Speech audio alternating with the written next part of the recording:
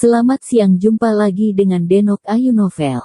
Bagaimana kabar sobat semua? Sebelum kita mulai cerita ini, ayo silakan subscribe, like, komen, share dan nyalakan loncengnya untuk mendapatkan notifikasi terbaru ketika Mimin upload videonya. Menantu terbaik bab 318. Lalu aku kasar. Lin Yu bahkan lebih cemas ketika dia mendengar itu, bahkan sedikit bingung. Dia buru-buru mengeluarkan ponselnya dan menelepon Jiang Yan, tetapi untungnya, telepon Jiang Yan segera terhubung. "Hei, ada apa?" Ketika suara Jiang Yan terdengar di ujung lain telepon, Lin Yu menghela napas lega dan buru-buru bertanya, "Saudari Yan, dari mana saja Anda? Mengapa Anda belum kembali?" "Di bawah, ada kemacetan lalu lintas di jalan." Tepat setelah kata-kata Jiang Yan diberikan, dia tiba-tiba berteriak ketakutan. "Ada apa, Suster Yan?" Ekspresi Lin Yu tiba-tiba berubah, dan jantungnya langsung terangkat. "Oh, tidak apa-apa, ada kucing yang baru saja lewat." Jiang Yan berkata dengan beberapa ketakutan yang tersisa. Lin Yu terdiam beberapa saat, dan kemudian dia menghela nafas lega dan buru-buru membuka pintu untuk menunggu di luar. Segera Jiang Yan juga naik lift. Lin Yu tidak bisa membantu berlari untuk memeluknya erat ketika dia melihatnya. "Wah, saya dilihat oleh orang lain." Jiang Yan Jiao mendorongnya dengan marah, jelas tidak dapat memahami mengapa Lin Yu begitu bersemangat untuk melihatnya, tapi masih ada sedikit kepuasan di hatinya.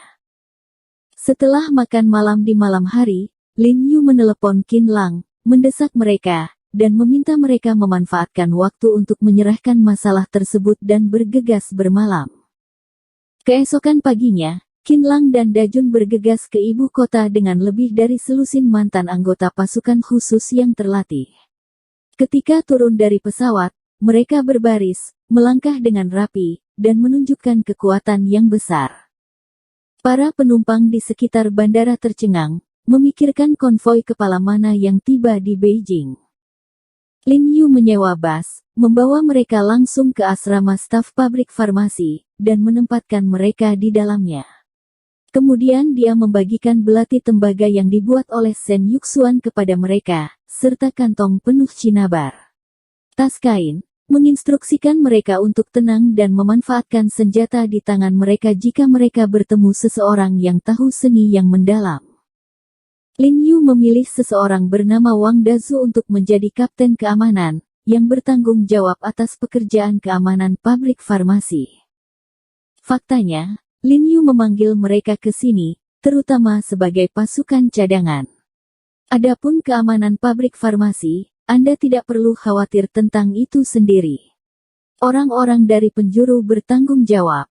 Adapun Dajun dan Qin Lang, satu dikirim untuk menjadi pengawal Shen Yuxuan, yang lainnya dikirim untuk diam-diam melindungi Jiang Yan. Alarm palsu tadi malam benar-benar membuat takut Lin Yu. Jika Jiang Yan memiliki dua kekurangan, dia tidak akan bertahan.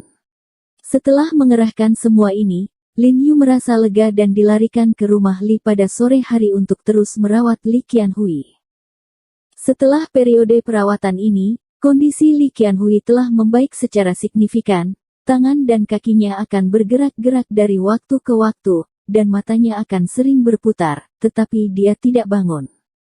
Setelah suntikan selesai, Lin Yu memeriksa nadinya lagi, dan bergegas ke dokter perawat di sampingnya dan bertanya, "Obatnya belum diambil hari ini?" Tidak, kata dokter perawat itu buru-buru, dan sekarang lebih mudah minum obat untuk tuan muda daripada sebelumnya. Dulu, kamu harus mencubit hidungmu dan menuangkannya ke mulutmu. Sekarang kamu bisa langsung memberinya makan. Itu bagus, ingat, bersikeras untuk memberinya obat. Lin Yu mengangguk, sangat bersemangat. "Dokter He, datanglah ke ruang tamu untuk minum teh." Li Zhenbei dengan cepat memanggil Lin Yu ke ruang tamu. Setelah duduk, dia dengan hormat berkata, "Tuan He, izinkan saya menanyakan beberapa patah kata, jangan marah." "Paman Li, apa yang kamu bicarakan?" Lin Yu buru-buru berkata. "Saya ingin bertanya kepada anak saya berapa lama." Untuk bangun, bagaimanapun juga, sudah lama sekali. Li Zhenbei bertanya dengan hati-hati, karena Lin Yu memberikan suntikan pertama kepada putranya sekarang. Sudah lama, dan jumlah suntikan telah mencapai lebih dari 10 kali, meskipun putranya telah bereaksi terhadap dunia luar, tetapi belum bangun, dia tidak bisa menahan perasaan sangat cemas. Masuk akal kalau dia bisa bangun. Lin Yu berkata dengan wajah muram, aku telah memberinya begitu banyak suntikan, dan dia telah meminum supnya begitu lama, kerusakan tonik otak pasti hampir diperbaiki. Tetapi saya juga mengatakan sebelumnya bahwa apakah dia dapat bangun sangat terkait dengan kemauan pribadinya. Saya menyarankan agar Anda lebih banyak berkomunikasi dengannya pada hari kerja. Itu akan memainkan peran besar dalam mempromosikan dia untuk bangun secepat mungkin. Bagus, bagus, aku akan berbicara dengannya setiap hari mulai hari ini. Guan Xiaozhen di samping mengangguk berulang kali ketika dia mendengar ini. Faktanya, Lin Yu juga sangat berharap Li Qianjue akan bangun, terutama setelah mengetahui bahwa Zhang Yihong, yang juga merupakan 3 master terkemuka di ibu kota, adalah penjahat yang tercela. Dia menempatkan semua taruhannya pada Li Qianjue. Dia mengaku memiliki niat egois untuk menyelamatkan Li Qianjue. Sekarang di ibu kota, Wan Klan tidak sabar untuk menyingkirkannya. Klan He ingin menekannya, dan Klan Chu mencoba menggunakannya. Zhang Yihong mencuri pedang Junnya yang murni. Di masa depan, pasti akan ada perselisihan dengan keluarga Zhang.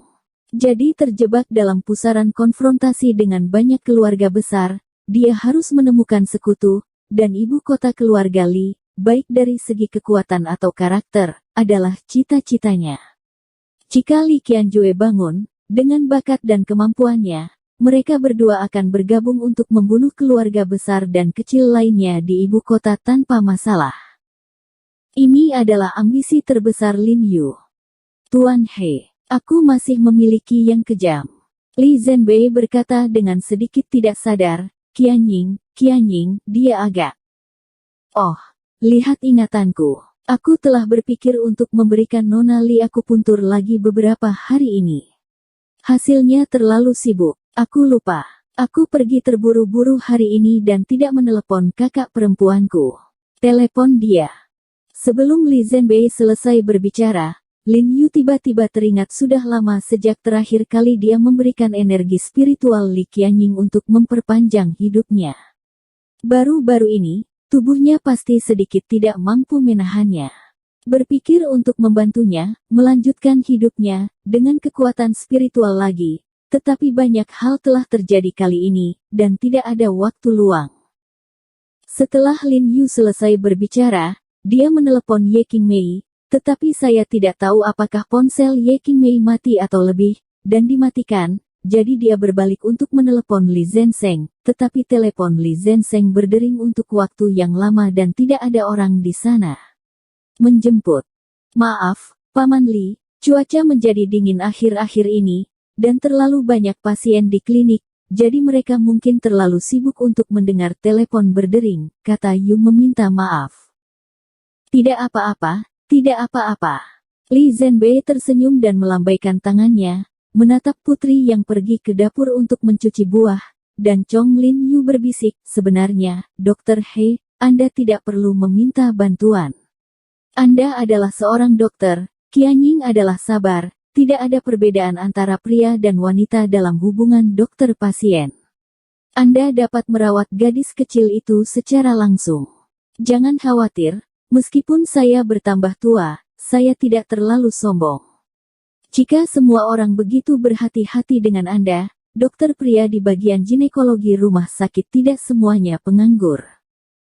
Walaupun ia mengatakan itu hanya sebatas Lin Yu. Anak-anak dari keluarga besar seperti mereka pasti berbeda dengan laki-laki dan perempuan ketika berobat ke dokter.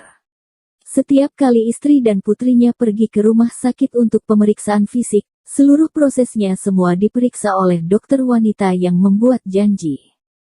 Tapi bagaimanapun, Lin Yu dianggap sebagai orang tua kedua putrinya, berbeda dari yang lain, jadi dia tidak bisa menghindari ini.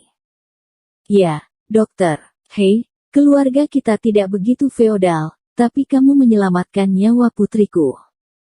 Sebagai seorang ibu, Guan Xiaozhen tidak memiliki keberatan apapun. Dia melihat semua yang Lin Yu lakukan untuk keluarga Li. Nyawa putra dan putrinya semuanya terikat padanya. Keluarga Li berhutang terlalu banyak padanya. Terlebih lagi, menurutku jika kamu memberi putriku terakhir kali tanpa menggunakan titik akupuntur orang lain, efeknya pasti akan lebih baik, dan tubuhmu tidak akan kelelahan. Guan Xiaozhen melanjutkan, mengingat Lin Yu memuntahkan darah untuk putrinya. Dalam adegan itu, mata tidak bisa menahan sedikit lembab. Ya, Tuan He, apapun yang Anda pikirkan, lebih baik memperlakukan gadis kecil itu secara langsung. Li Zhenbei setuju dengan istrinya berulang kali. Faktanya, mereka juga sedikit khawatir Lin Yu secara membabi buta merasa bahwa mereka pasti akan salah. Jika terjadi kesalahan, nyawa putrinya dalam bahaya, itu tidak akan sebanding dengan kerugiannya. Nyatanya, kata-kata Guan Xiaozhen benar-benar berbicara dalam hati Lin Yu. Jika dia langsung memotong titik akupuntur terakhir kali, efeknya pasti akan jauh lebih baik, dan dia tidak perlu menghabiskan banyak energi spiritual. Jika Li Qianying tidak menyukainya, dia akan lebih tenang, tetapi dia tahu bahwa perasaan Li Qianying padanya tidak biasa. Jika dia melihat tubuhnya lagi, saya khawatir perasaannya akan semakin dalam. Sekarang bahkan Ye Qingmei tidak dapat memikul tanggung jawab, benar-benar tidak ingin terlibat dalam suatu hubungan. Dia tidak bisa membantu tetapi ragu-ragu, tapi Nona Li mulia, bagaimanapun juga, dia tidak lebih baik dari yang lain, jika menyebar. Jangan khawatir, itu tidak akan diteruskan. Li Zhenbei berjanji bahwa terakhir kali Lin Yu memberi Li Qianying, perbarui hidupnya, dia terus merahasiakan semua orang di keluarga, bagaimanapun juga, itu terkait dengan reputasi putrinya. Sekalipun tersebar, kami memiliki hati nurani yang bersih, mengapa peduli dengan apa yang dipikirkan orang lain? Dalam hal ini, Guan Xiaozhen lebih mendominasi daripada suaminya. Lin Yu tiba-tiba ragu-ragu dan berkata dengan ragu-ragu, lalu, Nona Li, saya oke. Sebelum dia bisa selesai berbicara, suara tegas Li Qianying datang dari belakang, sepertinya dia baru saja mendengar semuanya.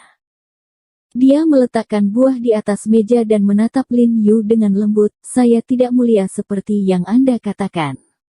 Seperti orang lain, saya adalah salah satu masyarakat umum yang hidup di dunia ini. Selain itu, semua orang sama sebelum kehidupan. Anda menyelamatkan hidup saya, bukan? Jadi mengapa repot-repot dengan beban psikologis? Ya, dokter.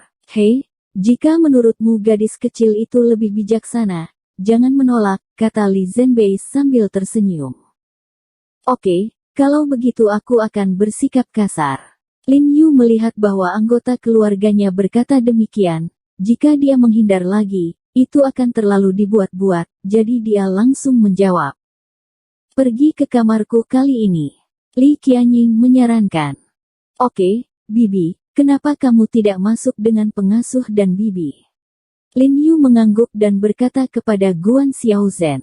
Dia takut dia akan sendirian dengan Li Qianying sendirian di rumah, dan Li Zhenbei dan yang lainnya akan memiliki beberapa keraguan di hati mereka. Tidak, Tuan He, aku percaya padamu. Guan Xiaozhen menggelengkan kepalanya secara langsung, nadanya tenang. Setelah mengalami apa yang terjadi terakhir kali, dia sudah memiliki pemahaman yang mendalam tentang Lin Yu. Menurutnya, masih ada seorang pria yang memiliki beban di dunia saat ini, yaitu Lin Yu. Ya, Tuan He, kami semua bisa mempercayai Anda. Li Zhenbei juga tersenyum dan mengangguk. Lin Yu memperhatikan wajah tulus mereka dan terharu. Benar saja, sekutunya tidak memilih yang salah. Karena Li Zhenbei dan istrinya sangat masuk akal, maka perilaku Li Qianjui jelas tidak jauh berbeda. Dia tidak mengatakan apa-apa, mengangguk, berbalik dan mengikuti Li Qianying ke atas. Bersambung. Terima kasih kepada kalian yang telah menonton video ini. Jangan lupa tekan tombol subscribe-nya dan nyalakan notifikasinya untuk mendapatkan video-video seru lainnya dari Denok Ayu Novel.